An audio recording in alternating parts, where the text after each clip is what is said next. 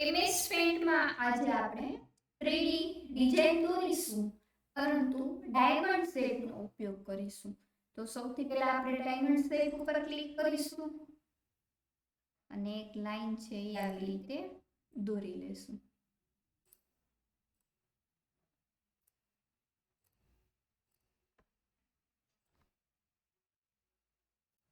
દોરાઈ જાય ત્યારબાદ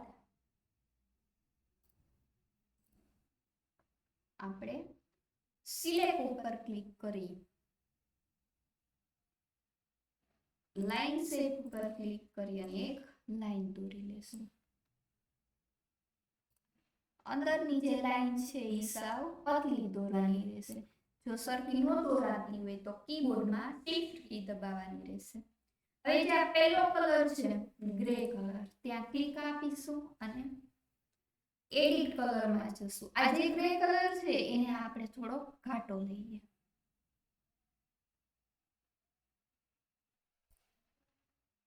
ઓકે, ફિલમાં જશું અને પેલો કલર છે એ પૂરી દેશું. ફરીથી એડિટ કલરમાં જશું, ત્યાંથી થોડોક લાઇટ કલર બાજુ જશું, ત્યારબાદ અહીંયા થોડોક લાઇટ કલર પૂરી દેશું. ફરીથી એડિટમાં જશું, અહીંયાથી થોડોક લાઇટ કલર લેશું, ઓકે આપીશું અને પૂરી દેશું. ફરીથી ફિલમાં જશું અને અહીંયાથી થોડું લાઇટ આવી રીતે અને ઓકે. આવી રીતે 4 કલર આપણે લેવાના છે. જે સેકન્ડ કલર લીધો ને એ થોડો આપણે ડાર્ક રાખીએ. ફિલમાં જઈ આટલું થઈ જાય ત્યારબાદ આપણે સિલેક્ટ ઉપર ક્લિક કરીશું અને આ જે શેપ આપણો દોર્યો છે એને આપણે અહીંયા ટ્રાન્સપરન્ટ સિલેક્શન ઉપર ક્લિક આપીશું અને આ શેપ છે આપણે સિલેક્ટ કરી લેશું.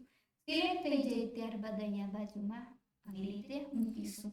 હવે આ શેપની આપણે કોપી લેવાની છે, તો કોપી લેવા માટે શેપને સિલેક્ટ કરો અને કીબોર્ડમાંથી કંટ્રોલ કી દો અથવા તો કોપી અને આ પેસ્ટ ઓપ્શન છે તે. આજે પેલો શેપ હતો એની બાજુમાં જ આવી રીતે બીજો શેપ છે એ મૂકી દેવાનો છે. ફરીથી આવી રીતે મૂકી દેવાનો. આવી રીતે લાઈનમાં સ્ટેપ બાય સ્ટેપ એક એક શેપ છે એ આવી રીતે મૂકતું જવાનું છે.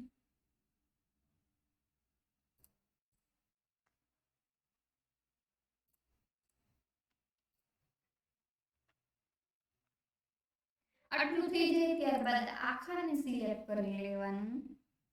ત્યારબાદ આખાની કોપી લઈને ઉપરની સાઈડ આવી રીતે મૂકીશું.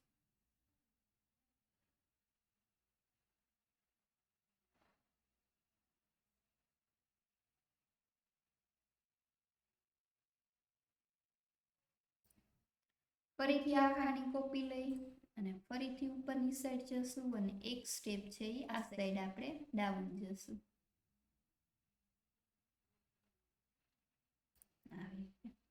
ફરીથી આખાની કોપી લીધેલી છે અને અહીંયા નીચેની સાઈડ છે હવે એને આવી રીતે મૂકીશું આપણે.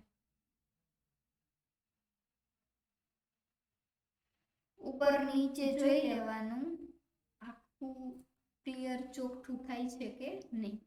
હવે આપણે ઝૂમ ઇન કરીશું. આ શેપને આપણે થોડો મોટો. હવે ઝૂમિંગ કરી અને ફરીથી આ આખાનું અહીંયાથી સિલેક્શન કરીએ.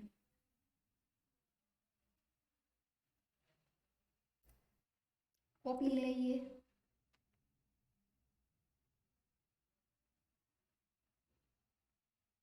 ત્યારબાદ અહીંયા જે મેચ થતું હોય એ ભાગમાં આપણે મૂકી દઈશું.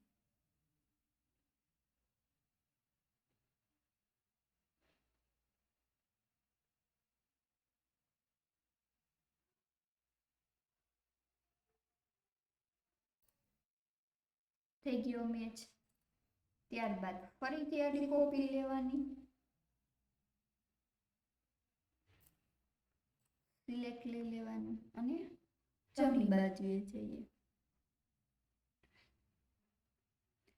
જ્યાં શેપને મેચ થતું હોય ત્યાં આપણે આવી રીતે એને મૂકી દઈશું.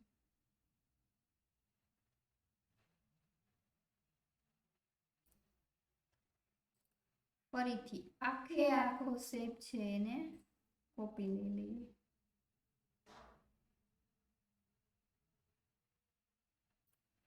એની કોપી લઈએ અને એને સાઈડમાં અહીંયા મૂકી દઈએ. જો સરખું ન થતું હોય તો એક શેપ છે આપણે આમ ડાઉન જશું આવી રીતે. ફરીથી આખું સિલેક્ટ કરી લઈએ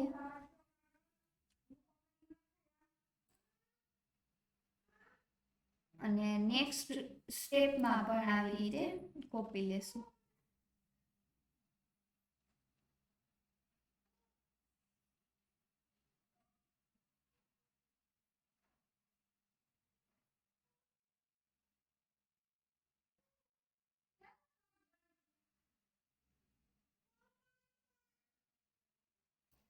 તો આ આપણી ભાત છે એ તૈયાર થઈ ગઈ.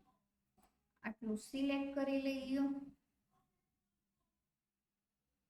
અને ક્રોપ આપી દઈએ એટલે વધારાનો ભાગ છે એ જતો રહેશે અને આપણી ડિઝાઇન છે તૈયાર થઈ ગઈ. Thank you.